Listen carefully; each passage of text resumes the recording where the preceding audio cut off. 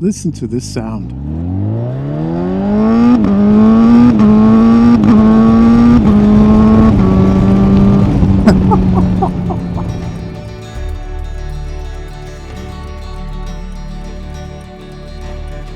Hi guys, Nothing to Prove here. Today's a beautiful day because any day one could be out in the sun on two wheels is a beautiful day. And yeah, I'm on the all-new Hornet. Say Hornet, yeah, 1000, yeah. Honda did last year, the 750, did well, yeah, great job.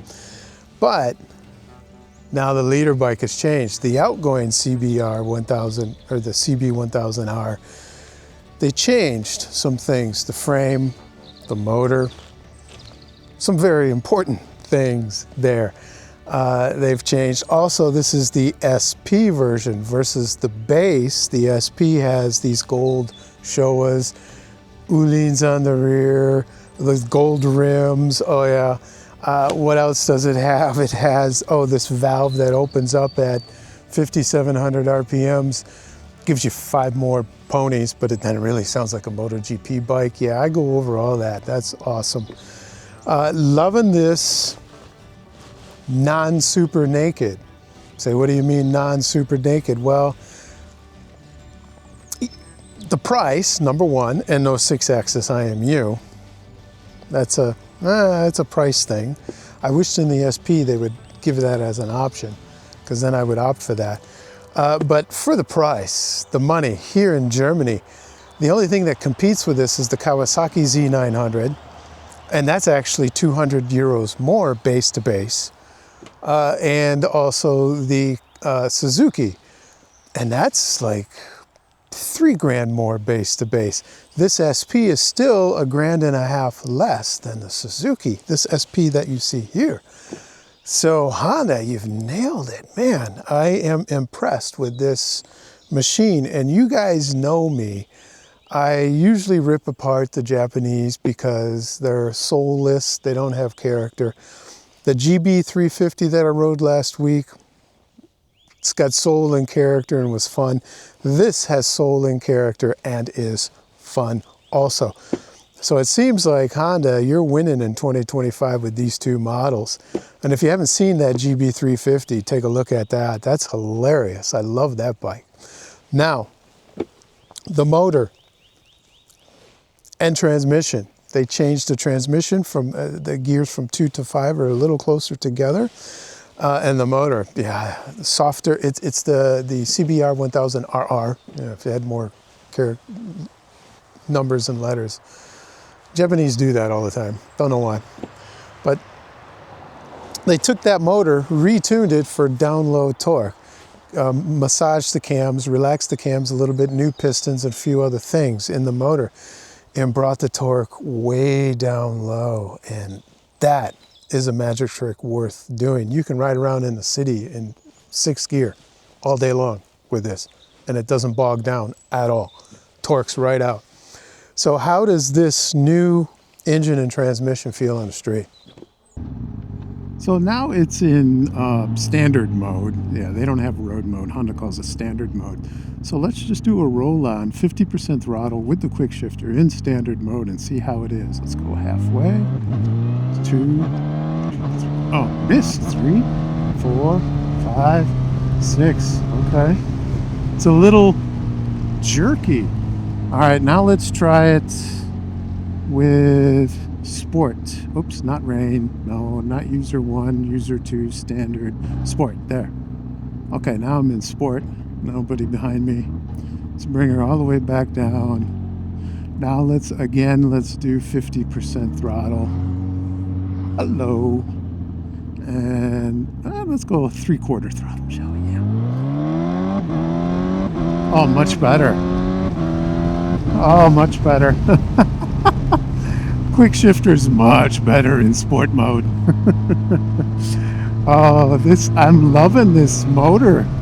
Honda, you nailed it, converting that old 2017 track day weapon sports bike motor and turning it into a street bike motor. Loving it. This low down torque and this sound. The BMW 1000R sounds like a bag of ball bearings coming out of the front. This does not. Let's see if we can hear anything. Nah, I don't think you're gonna. Oh, there, a little bit of growl. Well, with my face mask up, you guys probably aren't going to be able to, nobody behind me still, hear anything. But listen to that. Oh, loving that, yeah. Oh, and this quick shifter in sport mode. And in town, too. This motor is a peach. Just put it in 6th gear and just putts around.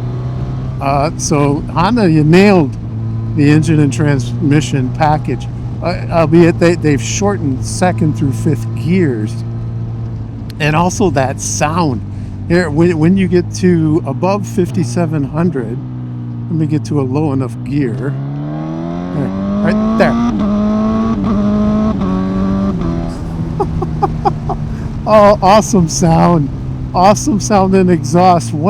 If you get the SP model, that valve opens up and then it sounds like a MotoGP, and you add 5 more ponies. But it's the pull. Although going from 150 to 155, come on, you're not going to feel that much difference. But it's still fun to play with. So if you guys can afford an extra $1,500 to get the SP version of this, yes, do it. So. Engine and transmission, yeah, 2 thumbs way up. And I'm comparing this to SuperNakeds too. Boom, boom. Of course, we must.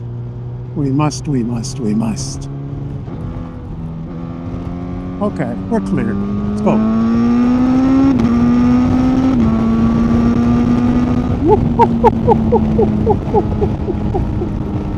Oh, this thing is a monster. This wind noise is atrocious.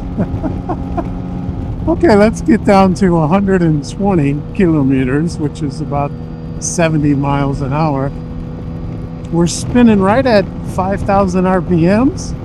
Vibration, nothing in the hands, just the usual road feel, and nothing in the left foot, but a little bit of vibration in the right foot. But it's a SuperNaked and it's an inline 4, so of course that's what's going to happen.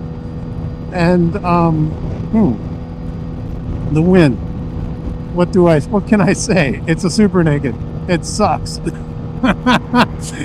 you have a full frontal. It's hitting the right here in my chest, right here, yeah, and all my arms and my legs. Yeah, especially when I roll on like this. Even at 150, I'm still only spinning 6,000 RPMs. Wow. That's nice. So 2 through 5 gear ratios are real close together, and 6 is just like an overdrive, and it works. This is gorgeous on the Autobahn. This is doable. But of course, you wear earplugs. And of course, I'm not right now. I forgot to bring them. See, I keep going up in speed, and it's like, oh, come on, I don't need to go that fast. But this bike wants to go that fast. It wants to go faster. It wants to do everything. It says, well, we can relax if you want to. We can also play. And homie likes to play a little bit. See, I'm already going back up to 140. Because this thing just wants to go. And I'm actually enjoying it at 140 kilometers per hour on the Autobahn. Oh yeah, this is gorgeous. Okay, 7,000 RPMs there. You can just pass at will with this. The depth of this torque is just so amazingly good. And easy, relaxed, and I'm in sport mode still. And what's this guy braking for? Okay. But, I just got off the Autobahn. This is, yes, doable, yes. Like the other Super Nakeds? Yes. Is it fun on the Autobahn? Yes. You can hear it in my voice. I'm laughing the whole time. So 2 thumbs up for the Autobahn. Boom, boom. Fully functional Showas, separate function forks, big pistons, of course. And yeah, look at this beautiful gold that you get on the SP, and 118 mils of travel, 310s on. What's on them? Brembo style Limas, yeah, because there's a hole right there. Loving the feel and the feedback of those. That's a dead giveaway. You give me a style Lima, I'll love it every time. And right in there, yeah, Uhlins, loving that 138 or 139 mils of travel. Adjustable there, and also a 1-piston Nissan on a 240 there. Now, how is this all new frame feel on the street? This is my favorite bumpiest road in my neck of the woods. Let's see how these Showas in the front and the Uhlins on the rear handle these curves. Although it's cold, but the tires are pretty scrubbed in. But it's still like 9 degrees, so it's kind of cold. So I gotta be careful. These Dunlop should know. What are these on here? I don't even know. But anyway, it's an OEM, so you always got to be a little careful with OEM tires. But these front forks are soaking this up. You can hear it in my voice. That's a true test, to be on a curvy road that is really bumpy. And now, I feel so leaned forward and in command over that front. And just rolling on, I don't have to downshift. Wow, beautiful. And yeah, I have nothing but praises for the Uhlins on the rear. But the front brake, oh, awesome. It's a style Lima. I can feel that. It's great. You just touch it with one finger and it's like, it'll pull you right down. Now the rear, okay, it's vague at first. Okay, there. Oh, yeah, that was a little vague. I didn't know when. Let me try it again. Yeah, okay. I have mixed emotions about the rear brake. But overall, with this suspension, this is getting... And that front brake. I'm not going to criticize the rear brake. You don't need it. 2 thumbs way up for this suspension and brakes. Boom, boom. Coming to the back of the bike, look at this, crisp and clean. Loving this, and this aluminum there, that's nice. Although, take a look at this seat. It's as big as my hand. And this here, when a passenger does sit on here, they're going to scratch up this sticker there. That's just a sticker there on both sides.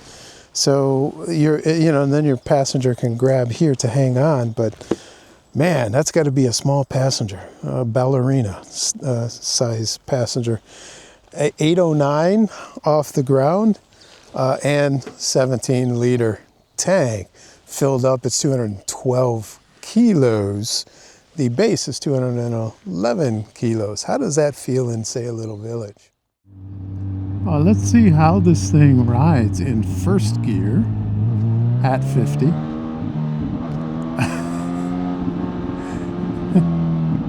Okay, as predicted. Second. Now let's go to the other extreme. 6th gear at 50. Oh. A nice roll-on of torque. Well, I'm going downhill too. But this thing is so flickable, so nimble. Wow. Okay, let's... you know what? No, just leave it in 6. Pull in the clutch. Now, okay, now I have to... I don't know. Oh, now he puts his turn signal on. Okay, now I'm in 2nd gear. Now let's go all the way up. 4, 3, 4, 5, 6. There. If you want to ride quietly through a village, just put it in 6th gear, 50 kilometers per hour, which is what, 32 miles an hour, and this thing just hums along. And you don't need to downshift. Like now I'm going uphill, Oh, look at that. I just went to 65, 15 kilometers on just the flick of the wrist, and I didn't downshift. I'm still in 6th gear. So this torque, Honda, you taking the 2017 CBR 1000RR motor and detuning it for torque down low worked. And but it still has that MotoGP sound. See, if you go all the way down to second.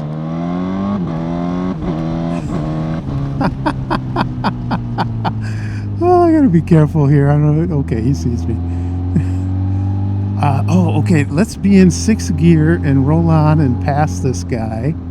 Unless there's a turn off up here. So let's see if he's going to turn first.